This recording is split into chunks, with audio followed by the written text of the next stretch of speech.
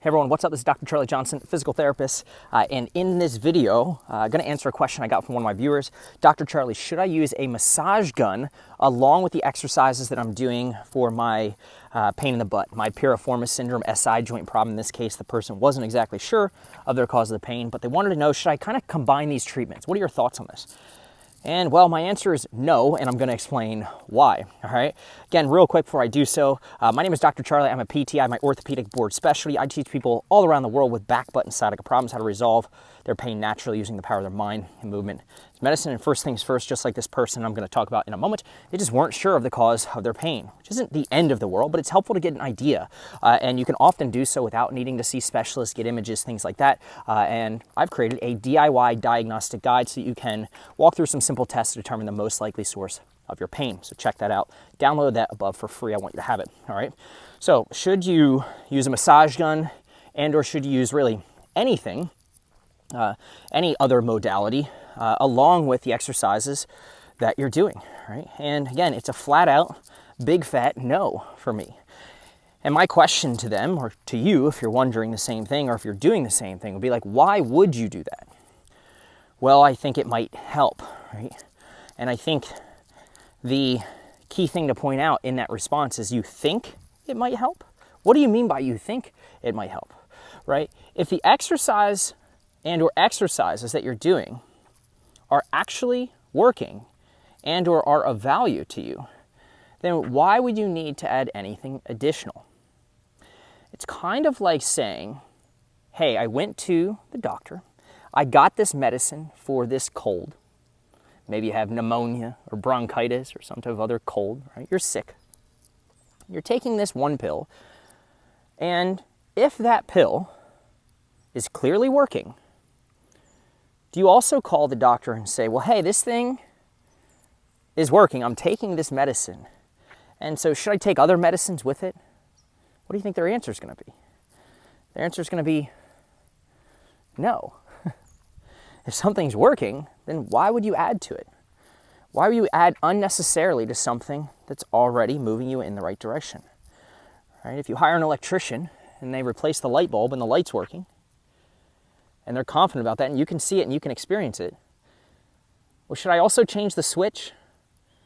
Why would you do that? Right? And so this question of, should I do this and this? Should I do or use this massage gun alongside my exercises?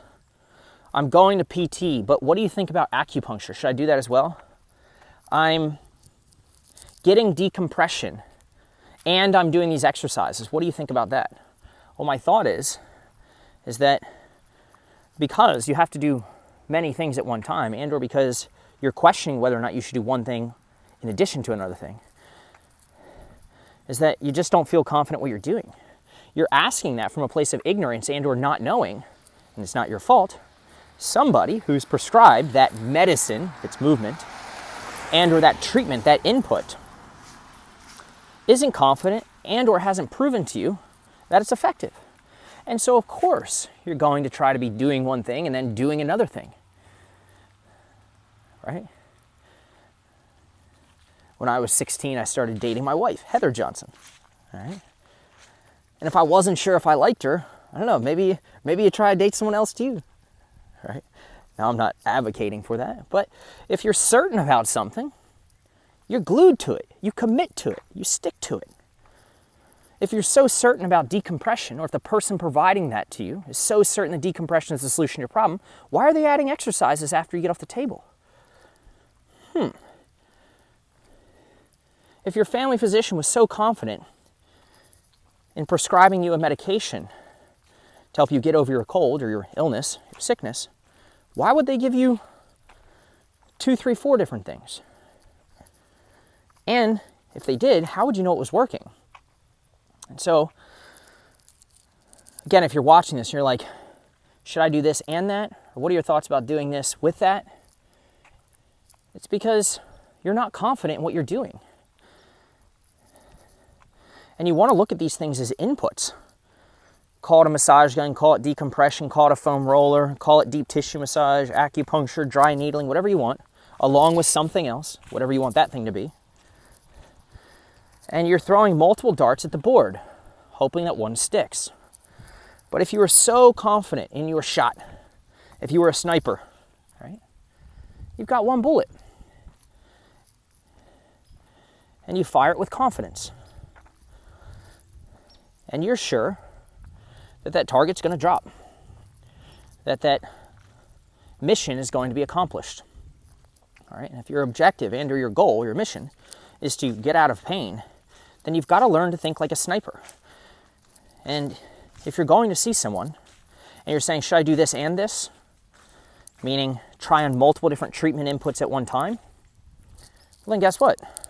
The person who's prescribing that medicine or that treatment or that input, giving you that thing to do, probably doesn't feel confident in what they're giving you, because otherwise they wouldn't be giving you multiple things at one time. And if you're trying to DIY and you're watching lots of different videos and you're doing multiple things at one time, and you're asking whether or not you should use the massage gun on top of the exercises or whatever it may be, then you have no process for knowing, well, I think it might help me. I think it might make you confused. And I think it might make you worse. And I think, meaning I know from talking to you, that you have no process for figuring out if that input, if that thing you're trying on is actually of value. Again, if you feel really confident in one approach, then you wouldn't be needing and or feeling the need to ask that question. And so it comes from a place of not knowing. But if you have a process, and you're able to test something, and you're able to try on an input, a treatment, if you will, and you're able to retest, and you're able to see an immediate change, it is possible, and a requirement that if you try a treatment, you see an immediate change for the better, or for the same or for worse, but if you see it for the better, then you can feel sure that it's working. And the person providing it can feel sure that it's working. And you're not guessing, you're testing. All right, so absolutely, if you ask me, do not mix different treatment inputs, if you will, at one time. Creates confusion. If you want to be confused, okay.